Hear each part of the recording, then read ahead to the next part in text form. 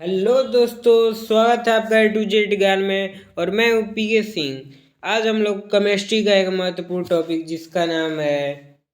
इसका नाम है रसायन रसायन शास्त्र। हम भी क्या बोलते हैं, केमिस्ट्री का न्यू टॉपिक। ये नहीं बोल सकते हैं कि साइंस का न्यू टॉपिक। साइंस का एक टॉपिक है जिसका नाम है रसायन शास्त्र। और रसायन शास्त्र के टॉप टॉप 50 ऑब्जेक्टिव की बात करेंगे जो एग्जाम के लिए बहुत ही ज़्यादा क्या क्या महत्वपूर्ण है। तो चलिए शुरू करते हैं बिना समय को गवाए हुए। ये सभी क्वेश्चन कभी ना कभी एग्जाम में पूछे गए हैं और पूछे जाने की संभावना है। और ये कम से कम 5 से 6 नंबर मार्क्स आपको केमिस्ट्री में दिला कर जाएगा ऑब्जेक्टिव में। तो नया है तो इस चैनल को सब्सक्राइब कर दीजिए और वीडियो को लाइक कर दीजिए। पुराने हैं तो इतना शेयर करिए कि शेयर करिए। तो चलिए शुरू करते हैं आज की इस कहानी को। आज का हम लोग का पहला क्वेश्चन है कि रासायनिक अभिक्रिया में द्रव्यमान संरक्षण रासायनिक अभिक्रिया में द्रव्यमान संरक्षण किसने दिया था। करें रासायनिक अभिक्रिया में जो द्रव्यमान संरक्षण का सिद्धांत होता है कि ये द्रव्यमान संरक्षण का सिद्धांत क्या है कि इसमें रासायनिक अभिक्रिया के फलस्वरूप नहीं तत्वों का जो परमाणु द्रव्यमान है उसका नाश होता है और नहीं निर्माण होता है। तो कह रहे हैं कि यह नियम किसने दिया था। तो द्रव्यमान संरक्षण का सिद्धांत किसने दिया था। तो द्रव्यमान संरक्षण का सिद्धांत द्रव्यमान संरक्षण का सिद्धांत एंटोनी लैवोजियर, जिसे हम लोग लववाजे बोलते हैं, लववाजे। यही है हम लोग के केमिस्ट्री के पिता। द फादर ऑफ केमिस्ट्री पूछेगा कौन है तो एंटोनी लैवोजियर बोल सकते हैं, इसको लववाजे भी बोल सकते हैं। चलिए दूसरा नंबर क्वेश्चन है कि Mg+O2 से MgO मिल के बना है तो निम्न में से कौन सी अभिक्रिया है। तो आप लोग देख सकते होंगे कि एक यौगिक और एक दूसरा यौगिक, एक ये यौगिक और एक दूसरा यौगिक मिलकर, ये दो यौगिक मिलकर एक बड़ा यौगिक का निर्माण कर रहा है। मतलब दो छोटे छोटे यौगिक मिलकर एक बड़े यौगिक का निर्माण कर रहा है। तो हम लोग कह सकते हैं कि छोटा छोटा मिलकर बड़ा बनता है तो कौन सा अभिक्रिया हो गया। तो ये संयोजन अभिक्रिया हो गया। कौन सा अभिक्रिया, संयोजन। संयोजन के नाम से आप लोग समझ रहे होंगे जुड़ा हुआ एक तरह से। संयोजन मतलब एक से एक जुड़ के दूसरा बड़ा यौगिक बनाया, उसके संग जुड़ के बनाया, इसलिए संयोजन अभिक्रिया है।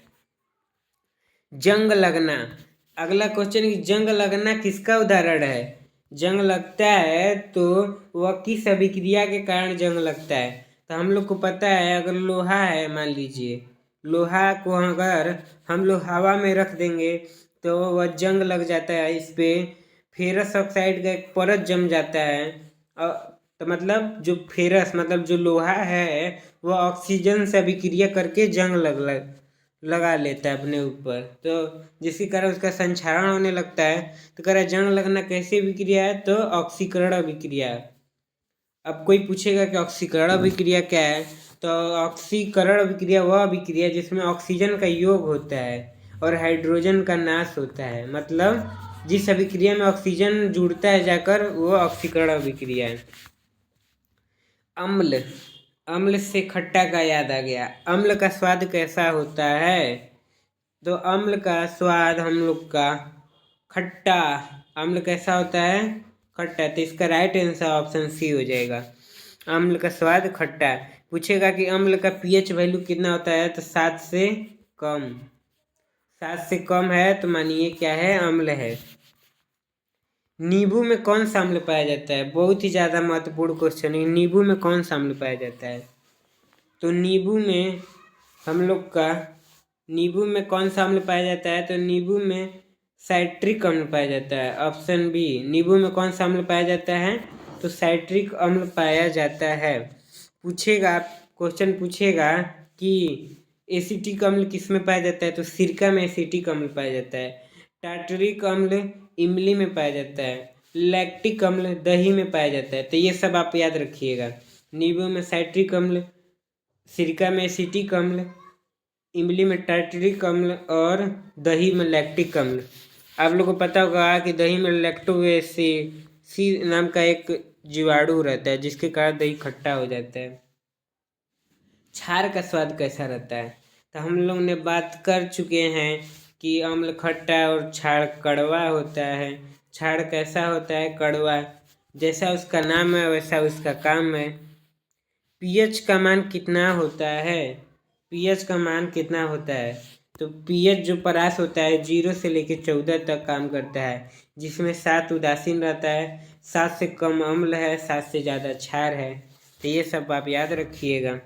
ये सब बहुत ही ज़्यादा महत्वपूर्ण क्वेश्चन है केमिस्ट्री के हिसाब से और बहुत बार एग्जाम में पूछा भी गया है। सबसे प्रबल अम्ल कौन सा है? तो सबसे प्रबल अम्ल देखिए, इसमें हाइड्रोक्लोरिक अम्ल भी है, सल्फ्यूरिक अम्ल भी है और नाइट्रिक अम्ल भी है। तो ये तीनों हम लोग का बहुत ही ज़्यादा प्रबल अम्ल है। तो इसका ऑप्शन डी बोले तो देवसेना को हम लोग लॉक करेंगे। बेकिंग सोडा का रासायनिक सूत्र। बेकिंग सोडा का रासायनिक सूत्र पूछेगा। बेकिंग सोडा का दूसरा नाम आप लोग बता सकते हैं हमको? जी हाँ भाइयों, जी हाँ। बेकिंग सोडा का दूसरा नाम होता है खाने वाला सोडा। खाने वाला सोडा, जो खाने वाला सोडा है इसी को हम लोग बेकिंग सोडा कहते हैं। इसे मीठा सोडा भी कहा जाता है। तो आप लोग बताइए कि आपके यहाँ बेकिंग सोडा को किस नाम से जानते हैं? बेकिंग सोडा का रासायनिक नाम क्या है? तो बेकिंग सोडा का रासायनिक नाम है sodium bicarbonate. Option B. Baking soda का रासायनिक नाम सोडियम बाइकार्बोनेट, ऑप्शन बी।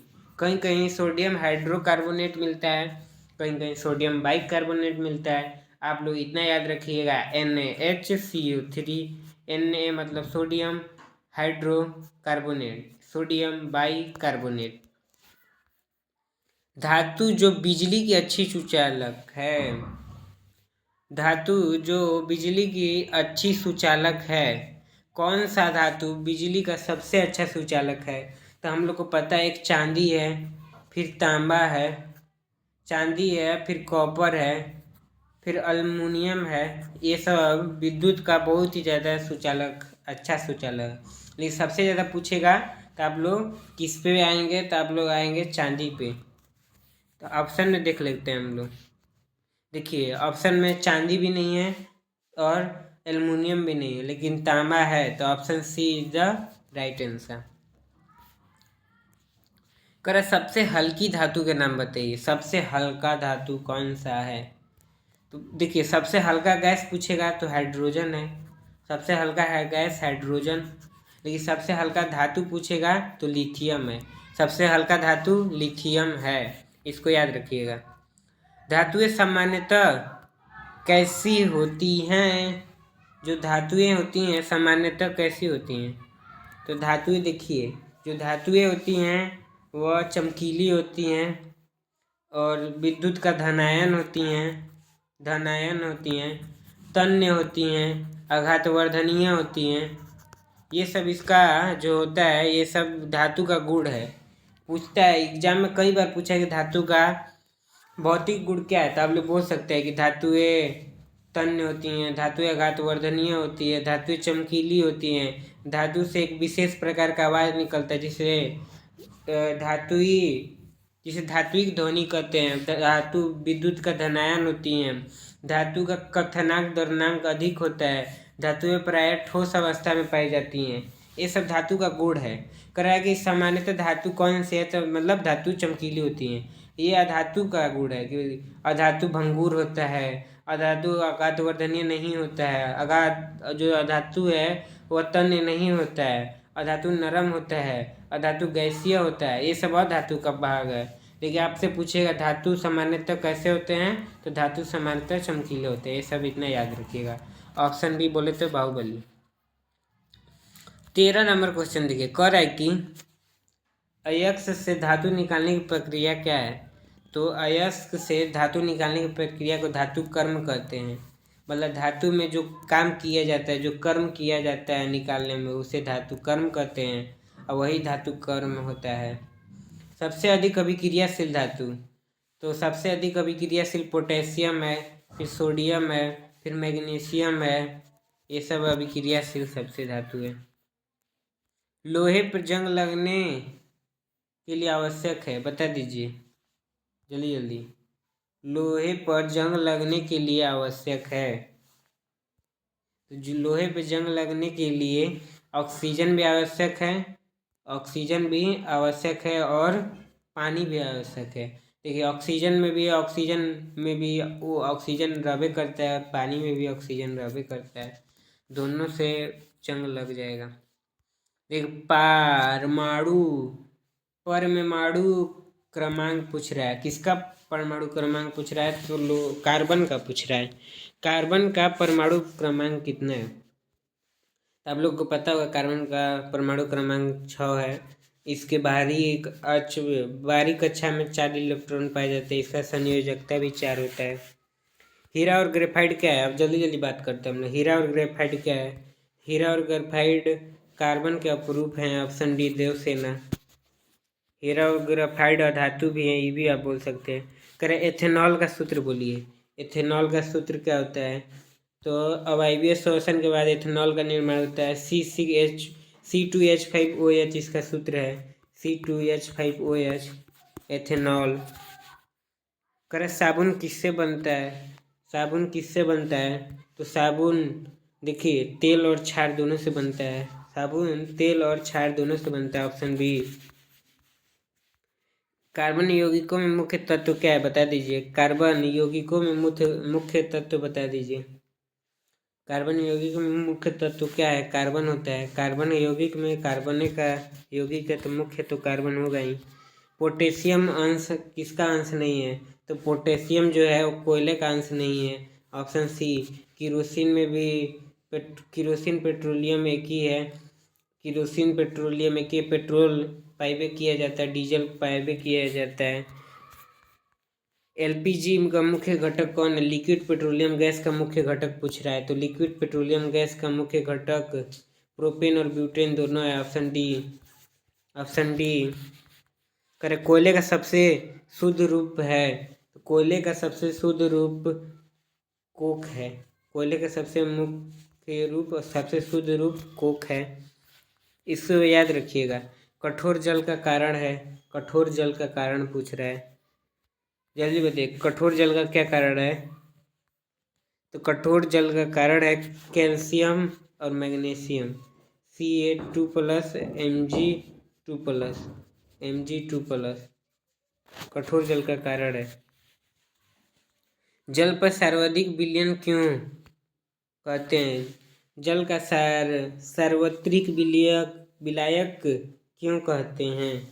कर जो जल होता है उसे सार्वत्रिक विलायक क्यों कहते हैं? क्योंकि जल में अधिक पदार्थ घुलते हैं, जल में बहुत से चीनी हो गया, नमक हो गया, सब जल में घुल जाएंगे, इसीलिए सबसे अच्छा विलायक होता है। प्रकाश संश्लेषण में निकलने वाली गैस, तो आप लोग को पता होगा प्रकाश संश्लेषण में ऑक्सीजन निकलता है। पूछेगा कहाँ से निकलता है? तो जल से निकलता है। करे जल कहाँ से आता है? तो पेड़ पौधों जड़ से, जमीन के नीचे से जल प्राप्त करते हैं। करे रासायनिक सूत्र H2SO4 सल्फ्यूरिक अम्ल है, रासायनिक सूत्र किसका है? तो सल्फ्यूरिक अम्ल, आप लोग को पता होगा, ऑप्शन बी। H2SO4 बोले तो सल्फ्यूरिक अम्ल। 28 नंबर क्वेश्चन देखिए, 28 नंबर क्वेश्चन कह रहा है कि धातु का तार बनने की क्षमता क्या कहलाती है? तो धातु का तार बनने की क्षमता तन्यता कहलाती है। पूछेगा सबसे अधिक तन्य कौन होता है? तो सोना होता है। कह रहा है कि सोना से कितना, मतलब 1 ग्राम से लगभग 1 ग्राम सोना से लगभग 2 किलोमीटर तक तार खींच सकते हैं, इतना तन्य होता है। नॉन मेटल है, कह रहा नॉन मेटल कौन सा है? 29 नंबर क्वेश्चन देखिए, नॉन मेटल। तो नॉन मेटल जो होता है गंधक होता है, ऑप्शन सी। इसी को सल्फर भी हम लोग बोलते हैं। अम्ल वर्षा का कारण पूछ रहा है, अम्ल वर्षा का कारण बता दीजिए। तो अम्ल वर्षा का कारण जो होता है वह सल्फर ऑक्साइड और नाइट्रोजन ऑक्साइड होता है। कह रहा है कि NaCl को क्या कहते हैं? सोडियम क्लोराइड को क्या कहा जाता है? तो सोडियम क्लोराइड नमक होता है, लवण भी कहा जाता है, लवण। साधारण नमक का भी NaCl नाम है। अंडे के खोल में पाया जाता है, जो अंडा होता है, अंडा का जो ऊपर का उजला भाग होता है वो किसका बना होता है? उजला परत, तो वह मैग्नीशियम कार्बोनेट का रहता है, मैग्नीशियम कार्बोनेट उसमें पाया जाता है। ऑप्शन सी शिवगामी देवी को। देखिए बहुत ही ज़्यादा महत्वपूर्ण क्वेश्चन है, जिप्सम का रासायनिक सूत्र पूछ रहा है। तो जिप्सम का रासायनिक सूत्र CaSO4 into 2H2O, CaSO4 into 2H2O gypsum का रासायनिक सूत्र है। देखिए जिप्सम से हम लोग प्लास्टर ऑफ पेरिस प्राप्त करते हैं। जो जिप्सम होता है उसको अगर गर्म करेंगे 1000 डिग्री सेल्सियस पर, तो हम लोग को क्या प्राप्त होगा, तो प्लास्टर ऑफ पेरिस प्राप्त होगा। तो करा इसका रासायनिक सूत्र क्या है, तो देखिए गर्म करेंगे तो उसमें से जल का मात्रा कम हो जाएगा, बाकी सब एक ही रहेगा। CaSO4 इंटू हाफ यहाँ पे हो जाएगा H2O। जिप्सम में यहाँ पे फुल था, यहाँ पे 2H2O था, लेकिन यहाँ पे आधा हो जाएगा। करें ऑक्सीकरण में क्या होता है, तो ऑक्सीकरण में इलेक्ट्रॉनों का त्याग होता है। ऑप्शन बी बोले तो बाहुबली को लॉक कर दिए हम लोग। अगला क्वेश्चन अगला क्वेश्चन की उपचयन। उपचयन में क्या होता है, उपचयन को नहीं अपचयन करें। उपचयन में ऑक्सीजन का योग होता है, लेकिन अपचयन में ऑक्सीजन का ह्रास होता है। ऑक्सीजन का ह्रास होता है और हाइड्रोजन का योग होता है, हाइड्रोजन का योग होता है। करें कि अपचयन में क्या होता है, तो अपचयन में हम लोग का इलेक्ट्रॉन ग्रहण होता है। अपचयन में क्या होता है, इलेक्ट्रॉन ग्रहण होता है। ऑप्शन सी को हम लोग लॉक कर दिए। चलिए 37 नंबर कर रहा है, सबसे कम अभिक्रियाशील धातु कौन सा है। तो सबसे कम अभिक्रियाशील जो धातु है उसका नाम है सोना। सोना बहुत ही ज़्यादा कम अभिक्रियाशील धातु है, इसीलिए लोग जो औरत होती हैं इसका इस्तेमाल करती हैं आभूषण के रूप में। इसीलिए इसका इस्तेमाल करती है क्योंकि रोज़ पहनेंगी, अभिक्रिया नहीं करेगा, जल्दी बन खराब नहीं होगा। सल्फर ऑक्साइड का रासायनिक सूत्र क्या है, सल्फर ऑक्साइड का रासायनिक सूत्र SO2 हो जाएगा। ऑप्शन ए आओ कभी हवेली पे। ब्लीचिंग पाउडर, देखिए ब्लीचिंग पाउडर का उपयोग पूछ रहा है। तो जो ब्लीचिंग पाउडर होता है वो जल को शुद्धिकरण में, सफेदीकरण करने में, कीटनाशक को मारने में सबका प्रयोग किया जाता है। इसी को हम लोग धवन सोडा भी कहते हैं, ब्लीचिंग पाउडर को। 40 नंबर करा कि स्टेनलेस स्टील में होता है। बताइए स्टेनलेस जो स्टील होता है उसमें कौन कौन सा धातु पाया जाता है। लोहा पाया जाता है, क्रोमियम, निकेल, इसमें से सब पाया जाता है। Option D is the right answer. Dev Sena को लॉक कर दी। 41 नंबर क्वेश्चन करा है कि विद्युत अपघटन में ऊर्जा का स्रोत है। तो जो विद्युत अपघटन है उसमें ऊर्जा का स्रोत विद्युत अपघटन में ऊर्जा का स्रोत क्या है, तो विद्युत है। Option C. 42 नंबर करा है धातु का ऑक्साइड सामान्यतः कैसे होते हैं। तो आप लोग को पता होगा, और धातु का ऑक्साइड अम्लीय होते हैं और धातु के ऑक्साइड क्या होते हैं, तो क्षारीय होते हैं। धातु के ऑक्साइड सामान्यतः कैसे होते हैं, तो क्षारीय होते हैं। इसको ट्रिक से याद कर सकते हैं। और धातु को अ से शुरू करते हैं, इसके ऑक्साइड क्या होता है, तो अम्लीय होता है। मतलब अ यहाँ पे पूछ देगा धातु तो ध आ गया, ध रहेगा तो लेकिन फिर नहीं आएगा। धातु के ऑक्साइड क्षारीय होते हैं। खाली आपको ये कुछ सूत्र याद रहेगा तो दूसरे का सूत्र अपने से याद हो जाएगा। कह रहा है कि कार्बन मोनो कैसी गैस है, कार्बन मोनो गैस है। तो जो कार्बन मोनो है वो विषैली गैस है। कार्बन मोनो कैसी गैस है, विषैली गैस है।